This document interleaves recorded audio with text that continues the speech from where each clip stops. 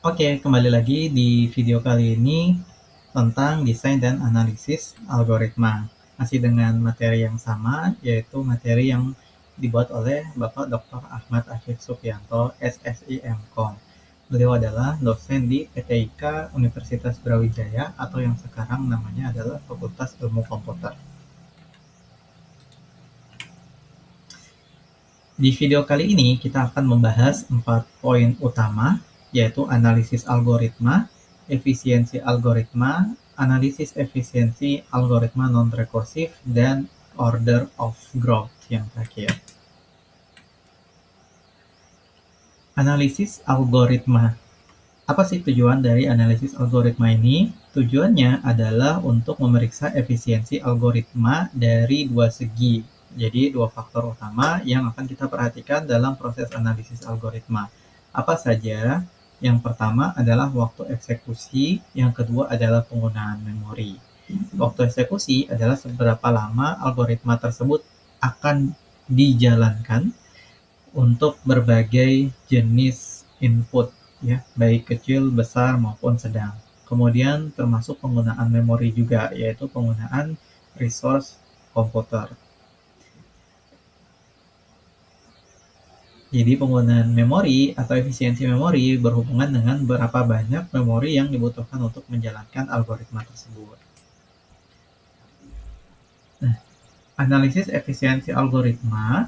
Jadi untuk melakukan analisis efisiensi waktu algoritma itu harus diestimasi dulu waktu eksekusi algoritma tersebut. Nah, bagaimana cara melakukannya? Nanti akan kita lihat di video kali ini. Nah, contoh ini adalah sebuah algoritma sequential search, ya. For a given value, search for a given value in a given array by sequential search. Jadi kita punya array, kemudian ada nilai yang ingin kita cari di array tersebut. Nah, dan kita harus mencari secara sekuensial atau berurutan, mulai dari elemen pertama sampai elemen terakhir. Inputannya adalah array dengan indeks mulai dari 0 sampai n-1.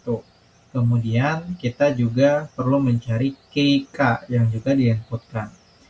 Outputnya adalah indeks dari elemen pertama di A yang match terhadap K.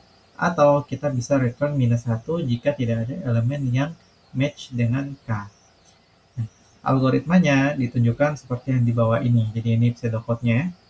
Kita pertama melakukan inisialisasi nilai I sama dengan 0. Kemudian selama I kurang dari N dan AI tidak sama dengan K, kita akan naikkan terus nilai I. Pada suatu saat I ini nilainya akan sama dengan N, sehingga kita akan break atau kita akan keluar dari perulangan ini, kemudian masuk ke if, di mana kita akan mengecek. Jika I kurang dari N, maka kita akan mengembalikan nilai I atau nilai yang match terhadap K tersebut. Kalau tidak, maka kita akan mengembalikan nilai -1.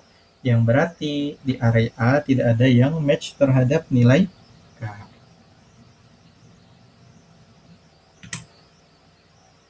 Oke, baris kode mana yang sangat berpengaruh pada running time? Bagian loop, yaitu baris 2 dan 3. Mengapa? Karena bagian tersebut dieksekusi berulang-ulang. Dan makin banyak eksekusinya, maka makin lama running time program. Jadi kalau kita lihat di sini ada satu proses, yaitu inisialisasi nilai 0 ke variabel I. Kemudian di sini juga ada dua proses, yaitu mengecek I kurang dari N dan juga mengecek I tidak sama dengan K. Di sini ada satu proses, kita update nilai I. Di baris keempat ada dua proses, yaitu mengecek jika I kurang dari N dan mereturn nilai I. Kalau di baris terakhir hanya ada satu proses karena kita hanya akan mereturn nilai -1. Sekarang kita akan lihat lebih dalam lagi.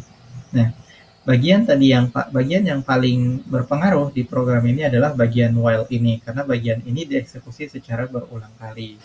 Nah, ada dua proses di baris 2 dan ada satu proses di baris ke-3. Estimasi waktu eksekusi algoritma sequential search. Nah, rumusnya adalah time sama dengan n loop dikalikan t loop. Time adalah estimasi waktu eksekusi algoritma untuk input tertentu. Jadi untuk mengukur estimasi waktu dari algoritma tersebut, rumusnya adalah n loop atau berapa kali loop dieksekusi dikalikan dengan t loop, yaitu waktu yang diperlukan untuk mengeksekusi si loop tersebut sebanyak satu kali. Biasanya ditentukan satu satuan waktu tanpa dispesifikasikan berapa nilainya. Jadi kita agak jarang menyebut 1 detik atau 1 menit atau 1 jam. Biasanya disebutkan 1T saja atau satu satuan waktu. Asumsikan array A terdiri atas n elemen, ya. Jadi kita asumsikan array A ini dia punya elemen sebanyak n. Nah, base case-nya atau case terbaiknya adalah si K ini akan ditemukan di elemen pertama array A, yaitu di mana time-nya sama dengan 1 kali 1 satuan waktu. Karena looping-nya hanya terjadi sebanyak 1 kali atau bahkan tidak terjadi looping, ya. Kemudian average case-nya atau case rata-ratanya, nilai K itu ditemukan di elemen tengah array A, di mana waktunya adalah n/2 dikali 1 satuan waktu. Worst case-nya atau case terburuknya, K ini ditemukan di elemen paling akhir array A atau bahkan tidak ditemukan sama sekali. Di mana waktunya bisa kita hitung dengan cara n jumlah loopingnya, karena tadi di loop sebanyak n kali, dikali 1 satuan waktu. Kalau 1 satuan waktu ini 1 menit, berarti n dikali 1 menit. Gitu. Nah, misalkan n-nya ada 10, berarti 10 menit.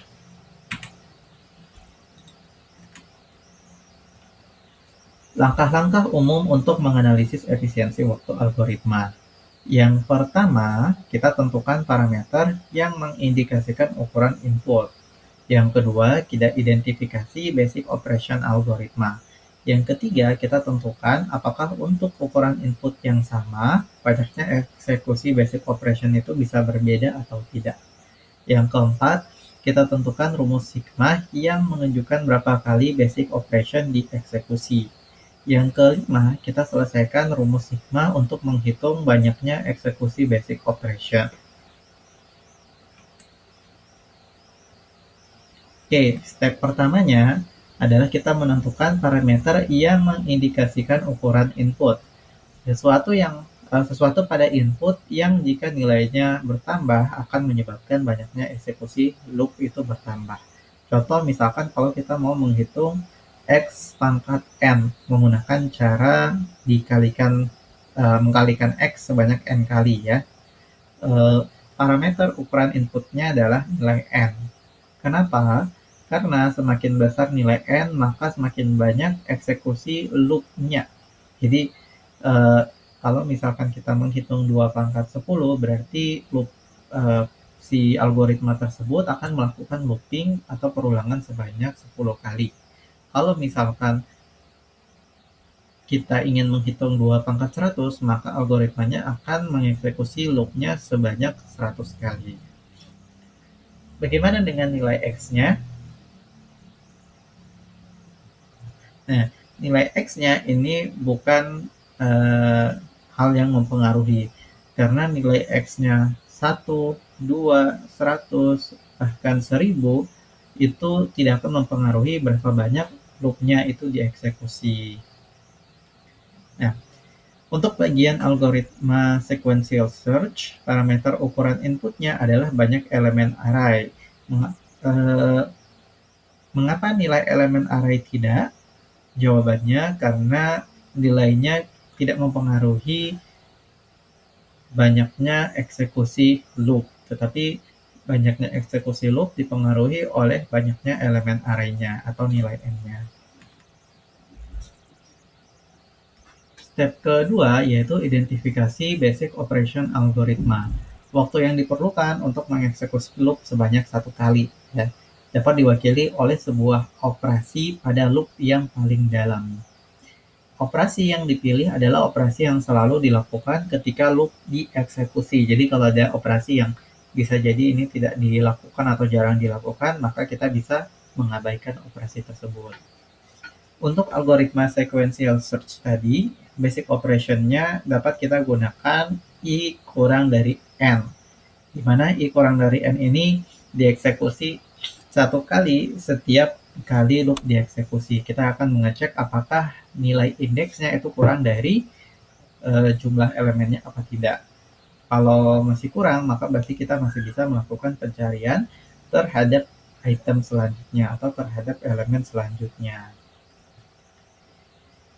Yang ketiga adalah kita menentukan apakah untuk ukuran input yang sama, banyaknya eksekusi basic operation itu bisa berbeda. Pada sequential search, parameter untuk ukuran inputnya adalah N atau banyaknya elemen di array tersebut atau panjang array tersebut. Untuk N tertentu, apakah banyaknya eksekusi basic operation bisa berbeda? Nah, jika elemen pertama array input A bernilai K, maka banyaknya eksekusi basic operation untuk N tertentu adalah Cn sama dengan 1. Karena eh, di operasi yang pertama kali dilakukan itu kita sudah menemukan nilai K, sehingga kita tidak perlu masuk lebih dalam lagi ke dalam perulangan atau loop-nya. Kalau K ditemukan di elemen terakhir, ya, maka Cn sama dengan N, ya, atau banyaknya eksekusi basic operation untuk N sama dengan N, ya. Karena loopingnya akan terjadi sebanyak N kali atau sebanyak jumlah elemennya. Sehingga harus kita adakan analisa base case, worst case, dan average case.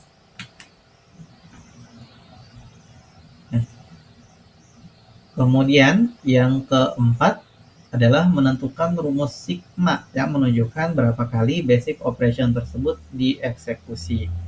Cn, jadi Cn tadi menunjukkan banyaknya eksekusi basic operation untuk input berukuran N. Nah, untuk base case-nya Cn-nya ini adalah sigma mulai dari indeksnya 1 sampai 1, yang berarti hanya satu kali saja, tidak ada looping. Sigma dari 1, yang berarti nilainya ya 1. Jadi ini hanya rumusnya saja untuk agar terlihat lebih ini matematis.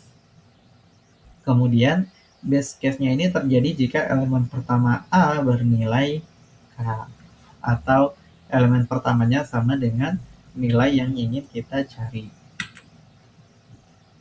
Step keempat, kita menentukan rumus sigma yang menunjukkan, masih step keempat.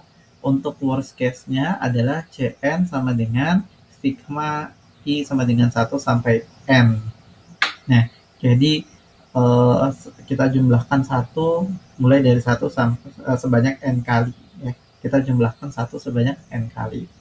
Worst case ini terjadi jika elemen A yang bernilai K merupakan elemen terakhir atau tidak ada elemen A yang bernilai K, yang berarti kita kembalikan nilai minus 1 tadi ya.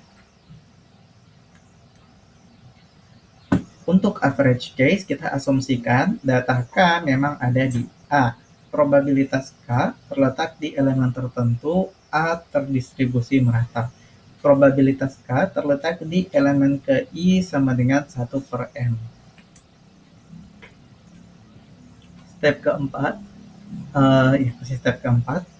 Jadi berdasarkan rumus tadi ya, jadi kita bisa buat tabel seperti ini untuk mendapatkan bentuk umum dari rumus sigma yang menunjukkan berapa kali basic operation tersebut dieksekusi. Kalau misalkan K-nya itu ditemukan pada posisi 1, maka banyaknya eksekusi basic operation adalah 1. Probabilitas terjadinya adalah 1 per N. Ya. Kemudian kontribusi pada Cn-nya adalah 1 dikalikan 1 per N. Jadi kolom kedua dikalikan kolom ketiga. Kalau misalkan K-nya ini ditemukan di posisi kedua, banyaknya basic operation yang dieksekusi adalah 2 dan probabilitasnya adalah 1 per N. Ya. Sehingga kontribusinya pada Cn adalah 2 dikalikan 1 per N.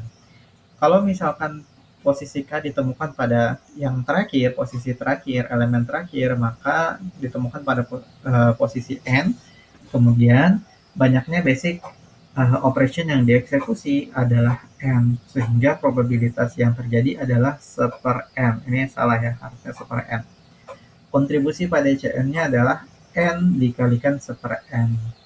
Sehingga kita bisa dapatkan bentuk umumnya, rumus sigmanya adalah 1 kali 1/N. Ini adalah bentuk umum.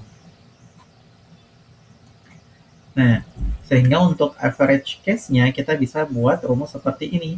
Sigma I sampai N dari I dikalikan 1/N.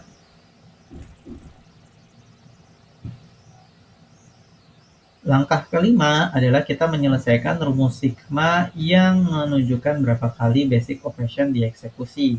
Nah, base case untuk sequential search ya, berjumlah pengeksekusian basic operation adalah 1 tentunya kayak tadi ya. Sehingga base case pada sequential search, basic operation tersebut akan dieksekusi sebanyak 1 kali. Jadi CN sama dengan 1. Untuk input berukuran N, basic operation dilakukan 1 kali. Jadi seberapa besar pun ukuran si N-nya, tetap akan dieksekusi sebanyak 1 kali saja. Untuk worst case-nya, CN-nya adalah N atau jumlah pengeksekusian basic operation-nya adalah sebanyak N kali. Ya. Karena kita akan melakukan looping sampai elemen yang terakhir. Jadi worst case-nya pada sequential search-nya adalah CN sama dengan N. Kemudian untuk input berukuran N, maka basic operation-nya akan dilakukan sebanyak N kali. Kalau misalkan ada 100 elemen di array tersebut, maka basic operation-nya akan dilakukan sebanyak 100 kali. Kalau misalkan di array tersebut ada 1000 data, maka basic operation-nya akan dilakukan sebanyak 1000 kali.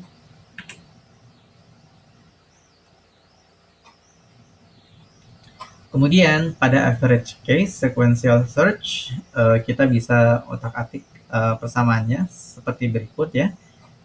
Jadi tadi kita dapatkan bentuk umumnya sigma I mulai dari I sama dengan 1 sampai N dikalikan dengan 1/N. 1/N-nya kita taruh di depan, kemudian sigma I-nya ini bisa kita pecah lagi menjadi seperti ini. 1/2N ditambah N. Ya. 1/2N dikali 1 tambah N. Sehingga kita dapat 1/2 dikali 1 tambah N. Atau kalau kita sederhanakan lagi, berarti bentuknya adalah CN sama dengan N tambah 1/2. Untuk N sama dengan 10, kalau misalkan di arraynya ada 10 angka, maka CN-nya sama dengan 5,5. Apakah itu berarti K berada pada elemen 5 atau 6? Belum pasti. Kalau begitu apa artinya 5,5 ini? 5,5 ini adalah artinya case yang rata-rata ya. Jadi rata-ratanya seperti ini. Bisa saja lebih, bisa saja kurang. Oke, selanjutnya estimasi waktu running algoritma sequential search. Kita bisa menghitungnya dengan rumus Tn sama dengan COP dikalikan Cn. Tn adalah waktu yang diperlukan untuk mengeksekusi algoritma dengan input berukuran L. Oke. Kemudian COP adalah waktu untuk mengeksekusi basic operation 1 kali, biasanya ditentukan dalam 1 satuan waktu. Ya, tadi sudah kita bahas. Kemudian Cn adalah jumlah basic operation yang dieksekusi. Hitung Tn untuk sequential search pada base case, worst case, dan average case. Oke, jadi itu soal, silakan dikerjakan. Oke, ini latihan 1 ya. Kemudian ini ada soal ke-1, yang tadi latihan 1, ini soal ke-1. Algoritma unique element untuk memeriksa apakah setiap elemen di A itu unik atau tidak.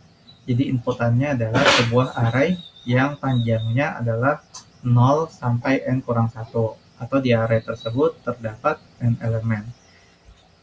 Oke, inputannya adalah array tadi sepanjang n, kemudian outputnya adalah mengembalikan nilai true jika setiap elemen A unik dan mengembalikan nilai false jika terdapat beberapa elemen yang nilainya sama.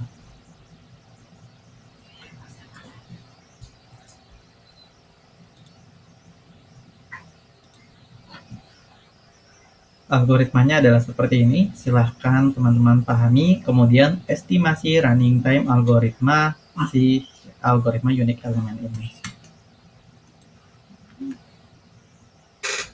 Oke, soal kedua adalah buat algoritma untuk menghitung X pangkat N secara iteratif menggunakan cara sederhana ya, mengkalikan X sebanyak N kali. Kemudian estimasi running time algoritma yang Anda buat. Itu tadi soal 2.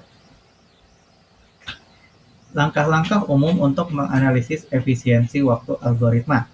Tentukan parameter yang mengindikasikan ukuran input. 2. Identifikasi basic operation algoritma. 3. Tentukan apakah untuk ukuran input yang sama, banyaknya eksekusi basic operation bisa berbeda. 4. Tentukan rumus sigma yang menunjukkan berapa kali basic operation dieksekusi. 5. Selesaikan rumus sigma untuk menghitung banyaknya eksekusi basic operation. Jadi mirip ya dengan algoritma dengan yang sudah kita lihat di awal tadi.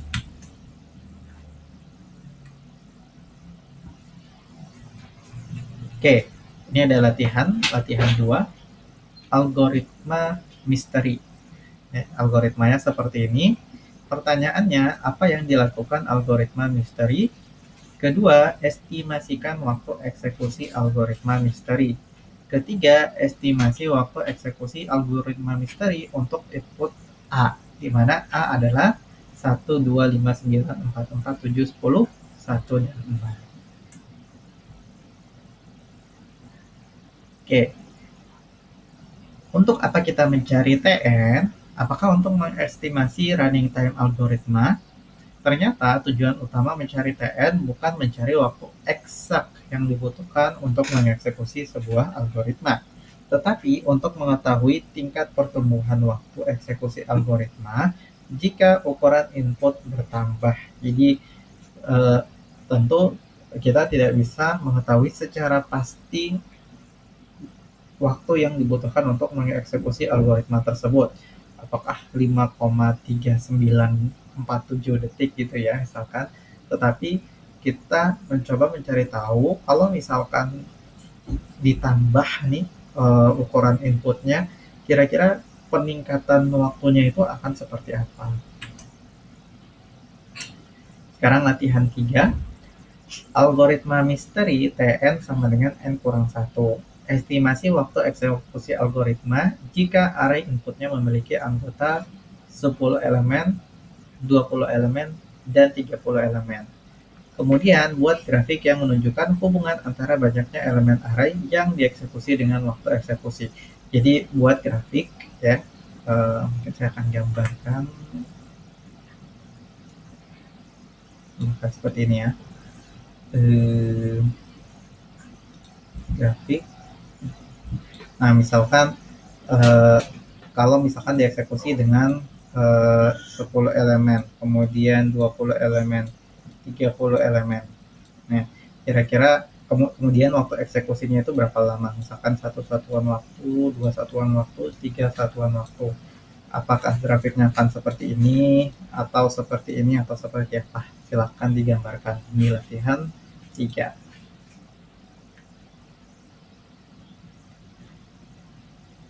Oke, selanjutnya adalah order of growth, yaitu tingkat pertumbuhan waktu eksekusi algoritma jika ukuran inputnya bertambah. Nah, order of growth ya, jadi konsepnya sama seperti yang sudah kita pelajari sebelumnya. Silakan urutkan waktu eksekusi algoritma 1 sampai 4 berdasarkan order of growth-nya dari kecil ke besar. Kira-kira urutan waktu eksekusinya dari kecil ke besar seperti apa. Ini latihan 4. Oke. Membandingkan order of growth. Algoritma A dan B merupakan algoritma untuk menyelesaikan permasalahan yang sama. Untuk input berukuran N, waktu eksekusi algoritma A adalah TAN, sedangkan waktu eksekusi algoritma B adalah TBN. Order of growth mana yang paling besar? Nah, jawabannya adalah kita mencari menggunakan limit.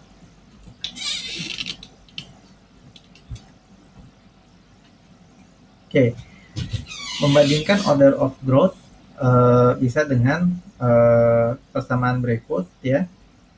Dan order of growth-nya akan bernilai 0. Kalau misalkan order of growth-nya itu bernilai 0, maka kalau misalkan hasil ini bernilai 0, maka order of growth dari TAN itu kurang dari order of growth TBN.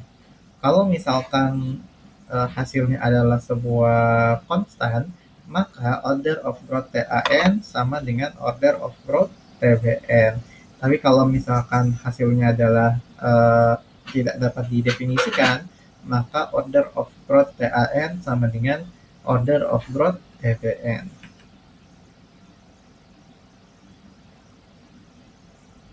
Oke, ini ada tugas lagi. Terdapat dua algoritma yang menyelesaikan permasalahan yang sama untuk input berukuran N. Algoritma 1 menyelesaikan dalam T1N sama dengan 30N kuadrat tambah 2N tambah 5. Algoritma 2 menyelesaikan problemnya dalam waktu N pangkat 3 plus N. Mana yang lebih besar, OOG T1 atau T2, dan mengapa? Untuk N kecil, mana yang Anda pilih dan mengapa? Kemudian untuk N besar, mana yang Anda pilih dan mengapa?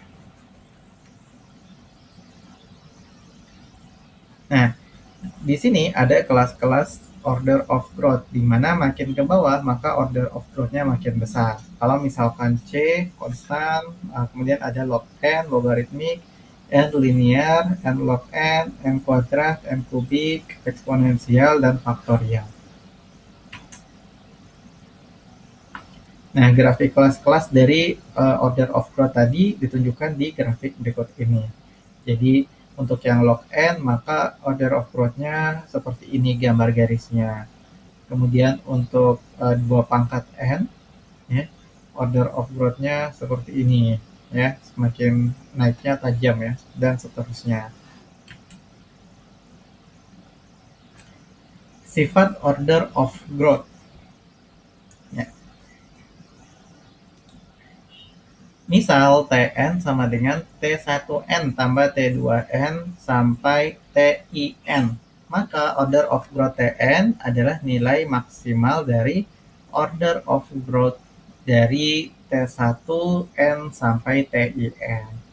Misalkan Tn sama dengan Cfn, maka order of growth dari Tn bisa kita bilang sebagai Fn. Jadi konstantanya tidak kita hitung.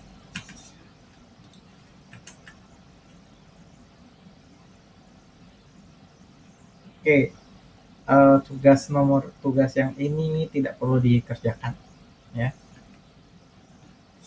Kemudian kelas-kelas OOG. Waktu pelaksanaan algoritma adalah tetap, tidak tergantung pada ukuran input.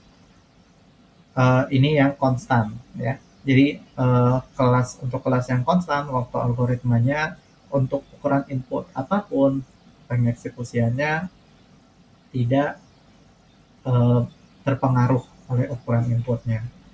Kemudian untuk kelas log N, kompleksitas waktu logaritmik berarti laju pertumbuhan waktunya berjalan lebih lambat daripada pertumbuhan N.